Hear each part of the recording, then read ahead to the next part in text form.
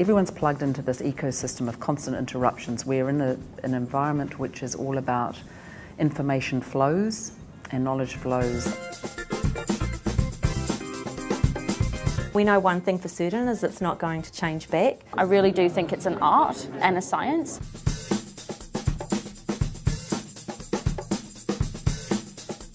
The world around us is changing faster than ever before, especially with the use of digital technologies.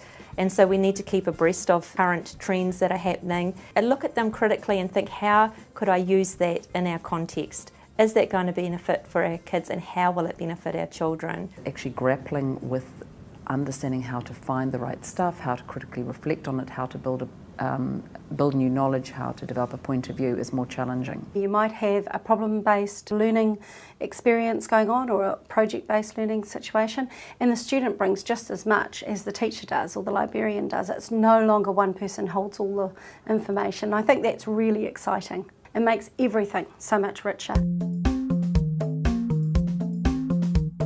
Increasingly, we're integrating more of that technology, more of that mindset, more of those digital behaviors, so students can be interacting in a number of different ways, creating a tutorial on YouTube, building a structure in Minecraft for math class, a variety of different activities, but they're moving between screens, they're moving between technologies, devices more than ever before, and it's our job to help guide them in that respect, but also really capture their enthusiasm and that expertise so that they move from being digitally capable to digitally literate. There is certainly the impression that children are very digitally capable, but I see that as a different thing to being digitally literate, where they're aware of what they're doing and a purpose behind it. So that they're critical of what they're using those devices for, and that they're actually optimizing their potential for their learning.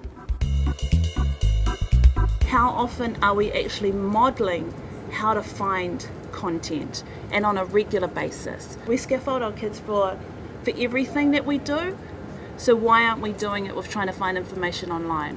There are things we can do now that we simply were unable in the past, and digital technology has made that possible. It's not about we give them one-to-one devices and that's all they do. It's best tool for the job at the right time. They're big steps for a lot of the teachers, but once they grasp it and see what they can do as a tool and how collaborative and how it's a feedback tool as well, they really take it on board and try new things with it. Over time, you're given the skills and the support and the kind of relationship support to see the whole picture and to develop skills and confidence along the way, so that it's not just jumping into, I know how to use this thing, but actually I'm getting a much richer, more supported experience.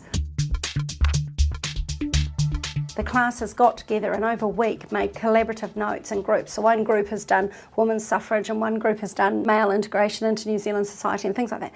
And then they've made those study resources and then shared them with the whole class. And so that everyone's got these amazing study notes that they can learn from the exams. And when we did that with one secondary teacher, history teacher, she said their grades jumped up. They jumped up from the previous exam, and she truly believed it's because they were engaged with the material and they knew it was going to be used by someone else. So the students had to lift their game because their peers were going to be really critical about the study notes they had made about that topic. So that to me is where the students are taking charge of that learning.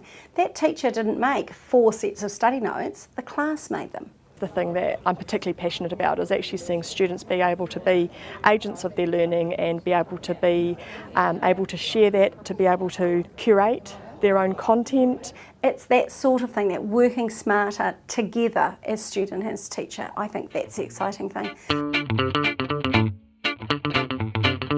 We're actually really trying to access the databases that have been curated by researchers, by educators, Britannica, opposing viewpoints, for example. A lot of the databases offered through EPIC, so reminding teachers and educators that there's that side street of excellent resource that can be used that's not necessarily on the main track. They can ask the questions and seek the answers, and they don't just seek them and copy and paste them from a website. They have the ability to critique and consciously curate the information that they are consuming, but also produce and create or recreate information. For young people, what libraries provide, I think, is a very physical and virtual environment where that dynamic knowledge landscape can be made very visible. And I think that's important because people dive into this tool or that tool And where you can actually get a sense of the whole, I think it helps kids to make sense of that very complex world. It's about the joy of curiosity, the passion for learning, for the world around you, the offering of options, the respecting of opinions.